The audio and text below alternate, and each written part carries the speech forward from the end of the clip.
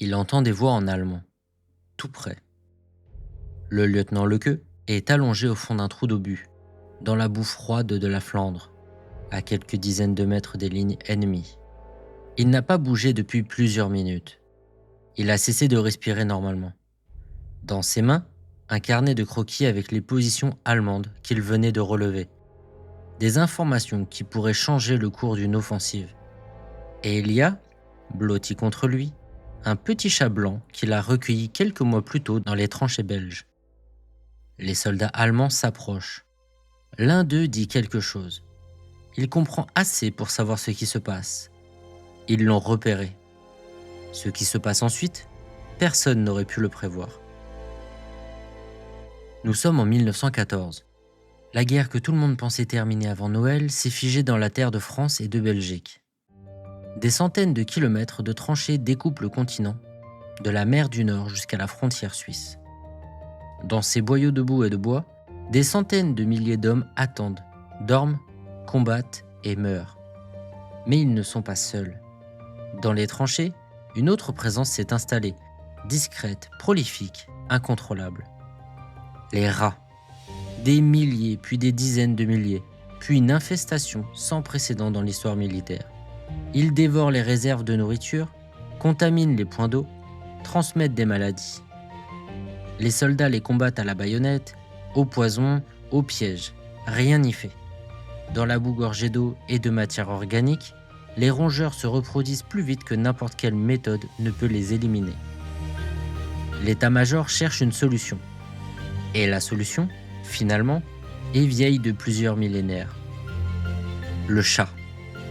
On estime qu'environ 500 000 chats furent envoyés sur le front occidental au cours de la Première Guerre mondiale. Le chiffre exact reste difficile à établir avec certitude. Les archives militaires de l'époque ne distinguaient pas toujours les animaux de service des mascottes informelles. Mais le phénomène, lui, est indiscutable.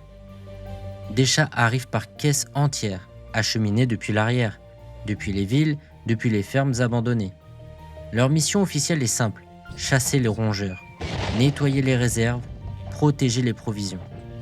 Ce pourquoi ils vont réellement servir, personne ne l'avait anticipé. Dans les premières semaines, les chats font leur travail. Ils chassent, patrouillent, maintiennent les populations de rats à un niveau supportable. Mais quelque chose d'autre se produit en parallèle. Dans les abris et les casemates, dans les moments de silence entre deux bombardements. Les soldats commencent à s'y attacher. Un homme de 20 ans, loin de chez lui pour la première fois, qui n'a pas dormi normalement depuis des semaines, qui vit dans la boue et le bruit et la peur constante, cet homme, quand un chat vient s'installer contre lui dans l'obscurité d'une tranchée, quelque chose en lui se dépose. Un fragment de vie normal, un contact vivant qui demande rien d'autre que de la chaleur. Les témoignages de l'époque sont nombreux et cohérents. Les chats dorment avec les soldats, partagent leurs rations, s'installent sur les genoux pendant les veilles de nuit. Certains régiments en font des mascottes officielles. On les photographie, on les nomme, on leur confectionne des colliers avec les insignes du régiment. C'est dans ce contexte que le lieutenant Lequeux, officier de reconnaissance au 3e régiment d'artillerie de l'armée belge, trouve un jour dans les tranchées une portée de chatons dont la mère vient d'être tuée. 8 chatons, les yeux encore fermés, incapables de boire seuls.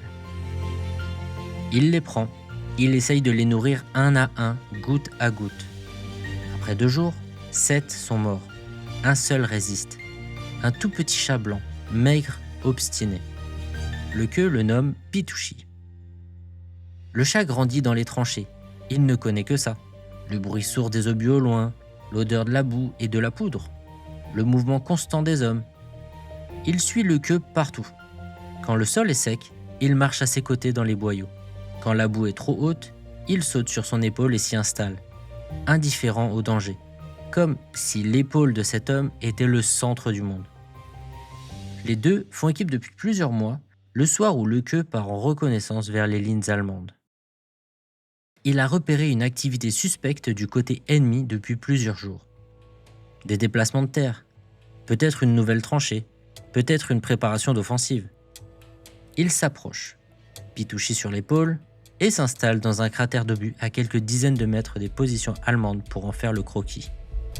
Il fut tellement absorbé par son travail qu'il ne voit même pas la patrouille qui s'approche. Quand il la remarque, il est trop tard pour fuir. Il s'allonge au fond du trou, immobile, retenant sa respiration. Les voix se rapprochent et il entend distinctement en allemand « Il est dans le trou !» Une patrouille entière, armée, convaincue qu'un soldat ennemi se cache à 2 mètres d'eux. C'est à ce moment que Pitouchi bondit hors du cratère. Le chat saute sur une poutre brisée, en pleine vue des soldats allemands. Ceux-ci, surpris, tirent 2 coups de feu. Pitouchi n'est pas touché. Il replonge dans le trou, contre le queue. Les soldats allemands se regardent, puis rient. L'un d'eux dit qu'ils ont confondu un chat avec un homme. Ils repartent. Le queue termine son croquis. Il rentre aux lignes belges à pied, ses cartes sous le bras, Pitouchi sur l'épaule. L'histoire est rapportée dans les archives militaires belges et documentée dans l'ouvrage Soldiers in Fear and Father de Suzanne Bulanda. C'est l'un des rares cas où un animal de la Première Guerre mondiale est crédité d'avoir directement sauvé la vie d'un officier en mission.